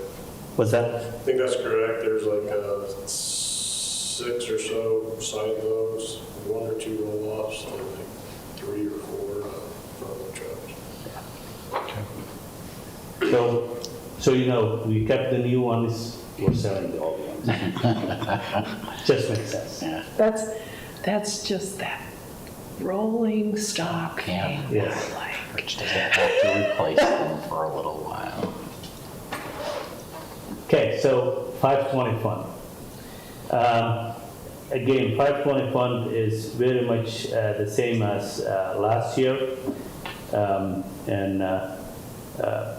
You know, this budget, expenditure and revenue, they're equal simply because we have to budget that. And what is included here most significant is about $1 million of the revenue will go to reserves. And that was something we've negotiated with the state. It is going to be in a fund where we would continuous maintenance of the facility. And if we don't spend that $1 million on maintenance this year, it will go into our capital reserve. Okay. So that's our plan. It's in our budget every year. Adding new cells. Yeah.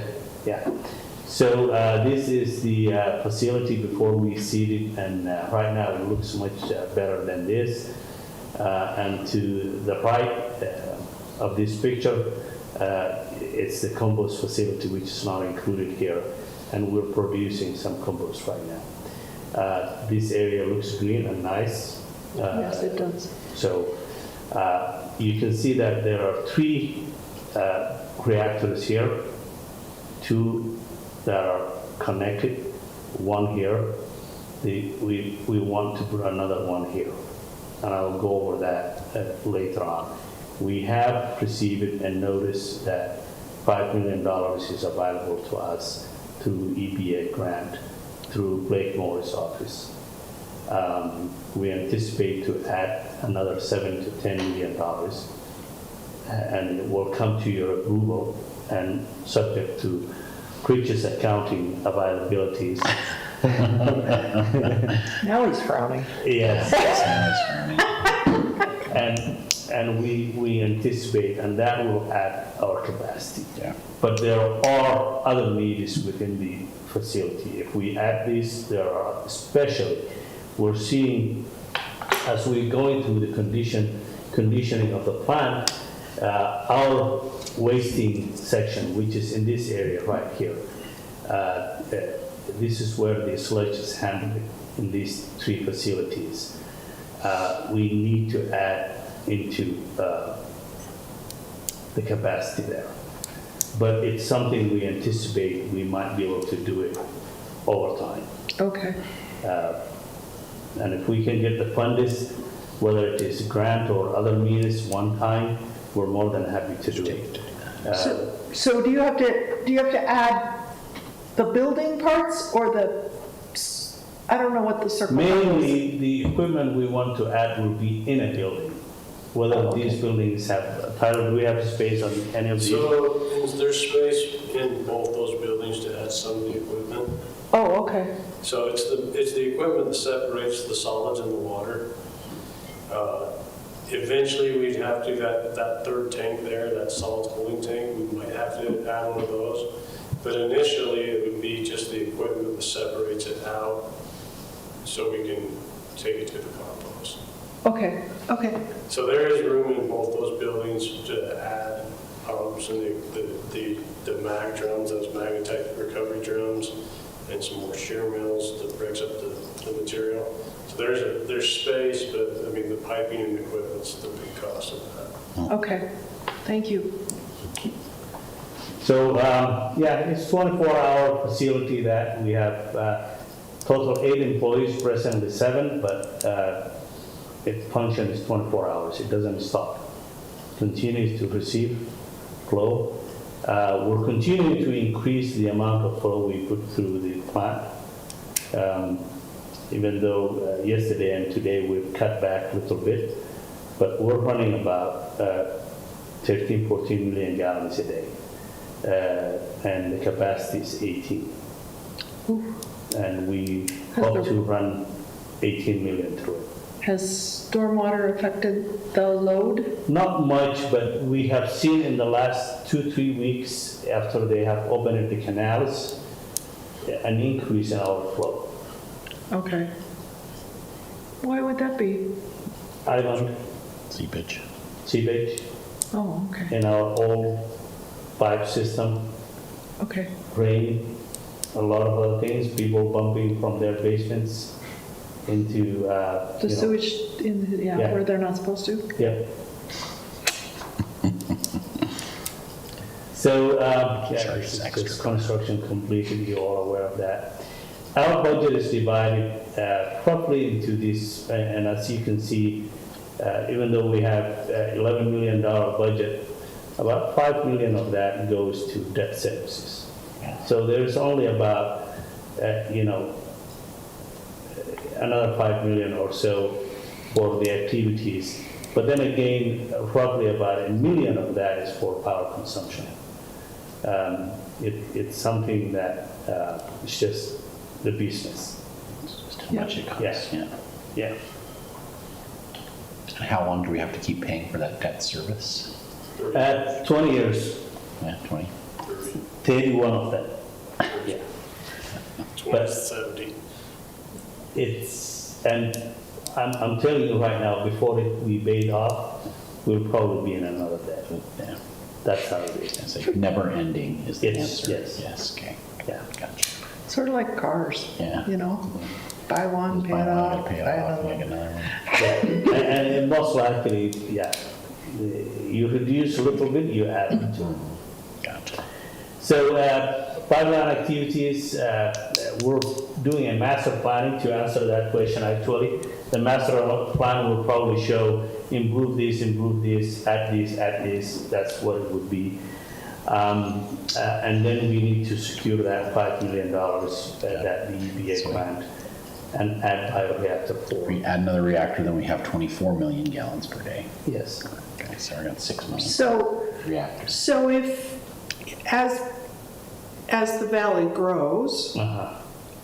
and say somebody got a wild idea to put 200 houses out the corner of State Road 30 and Highway 23, and they don't want to do septic fields for those 200 houses, they want to connect, they want a sewer system.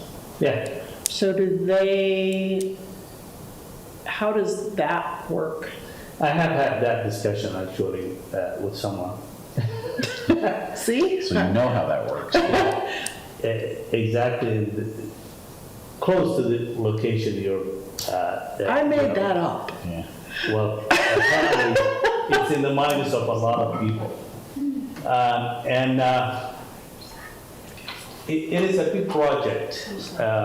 And they were not very clear to me. They were very secretive about it. But they have to bring a pipeline to us Okay. through the highway. Oh, okay. It's the only way. Otherwise, it will be through the marshes.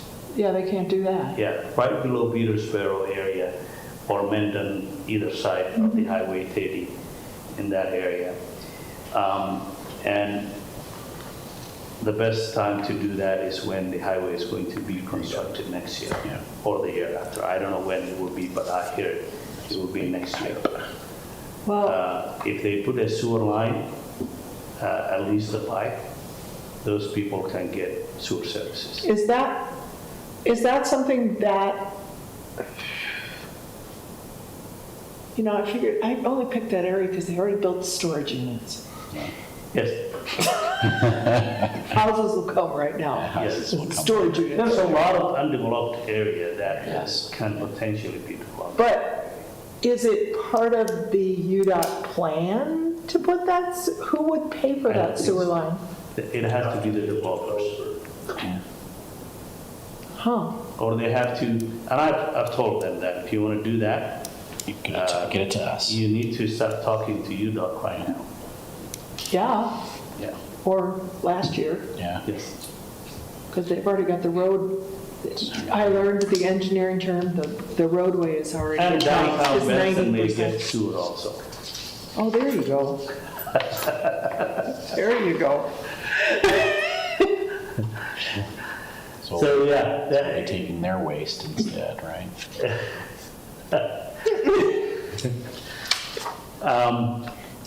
our plan is to complete the plant conditioning this year. What is plant conditioning? That means we're only running it through 14 million gallons as of yesterday. And it needs to be 18 million. We continue to see a little bit, and we get to learn more about the plant's capabilities. Okay, And the only way we know is to bring the flow to its limits. to its peak, Yes. okay. And also look the efficiency of the plant in terms of what comes in and what goes out. When it is 18 million gallons, will it be capable of producing the expected water quality? Right now, it's very efficient. With the 14 million gallons, some of the monitoring we're seeing is undetected. Oh, wow, Yes. okay. That's pretty clean. 5 in some cases, when the limit is 25, 35. That's fantastic. Very good. But we want to see when it is 18 million, will that continue? Our So indication. how do you get the 18 million? Do you have to just, I mean, Well, this is the best time. Right now, the flow is increasing, so we will test it with the, increasing flow, 14, 15 million gallons. We have the capability of drawing, we don't want to do it, but from the lagoons also, to bring it to that 18 million. But okay. it could happen. It could happen this summer season, 18 million gallons. Wow. If Will you we let don't us have know? the flow, then we will make a judgment based on what we have. Okay. Yeah, so currently we're taking the full nighttime flow. Nighttime it drops around down to like 12 or 13 million. Then during the morning flush and during the mid-morning to afternoon, we got about 15, 17 million. Are you talking morning flush in this way I think you're talking about it? Yes. The morning So flush. the wastewater plant the flow of the treatment plant does really good respond to like that 8 o'clock, 9 o'clock flush. Everybody sent a big wave down to us. So when that comes up in the mid-morning, we're seeing about 17 million gallons right now. Oh, wow. And so we're treating 14 of that, the rest goes to lagoons, then, as you said, we'll push it till we Pull get back. a full flush into the plant every morning and see what we can do. So one thing we want to do is significant part of the plant is under warranty. Yeah. And that those warranties will last until, some of them until the end of the year, some of them already run out. But it's one of the reasons why we want to run the plant to its capacity, to test that warranty. It's the same reason we didn't want to run the work that first I'm since the I'm bridge. doing the math Yes. and I'm going, Yes, Because we didn't want the gallon and a warranty to half. start. exactly. So, we don't It's want to like, be it can't surprised. all later on. be toilet. It's Yeah. gotta be shower, Equipment you don't know, have 'cause the that's, capacity. that's a lot of flush. And we're seeing that The morning you flush know, sounds more, It's way more improvements that interesting. need Yeah, to it's be like, done here sorry, and the there. math does not add We've up. caught some towards the end of last year. we shorter, improved it. descriptive. You don't have that many We expect to see households. some. Okay. So we But will houses have continue. multiple. You guys I aren't know, but listening. still, I'm sorry. I'm stuck on the morning flush volume. Because the math doesn't add up. I'm just like, we don't have that many houses. It's a gallon and a half for every flush. Even if everybody flushes the same toilet, 4 times, we can't But get you that brush your much. teeth. Yeah, but it's like You wash the showers and dishes all the other and stuff. you do all that yeah. other stuff. So, It's sorry, okay. Sorry, I was like, So It all happens right there in 30 minutes. every 2 hour time frame. Everybody's Tyler, like, have you come down and you can see it just they've already come invited me. whoosh. I can hardly wait. To be honest, I think it's so interesting. Yeah. another reason we want to run the plant at its capacity is setting up our pretreatment limits. Oh, okay. So Right. the plant efficiency is what determines what our pretreatment standard is going to be. Okay. So if the plant is capable of treating the 18 million gallons it's designed and continues to produce high quality, then we treat our industries in a way. If the plant is struggling, that will also reflect. So the way it works is that if the buy is this size, we cut out all the residential contribution of that capacity. And we say this is what's left, this triangle for your commercial. And then we take some of that for growth and the rest we allocate to them. Okay.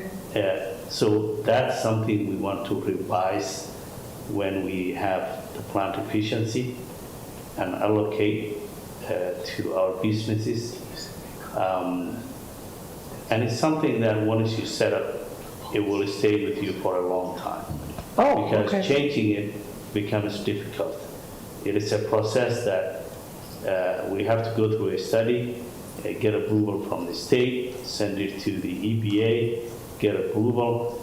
It takes a long time. Okay. Yeah. So it's something we want to get it right, and it's another reason why we want to push the plant to its limit and see what's capable. Okay, so when you've done that and you've created you made your triangle and allocated the way you want to allocate, that will be the completion of the conditioning?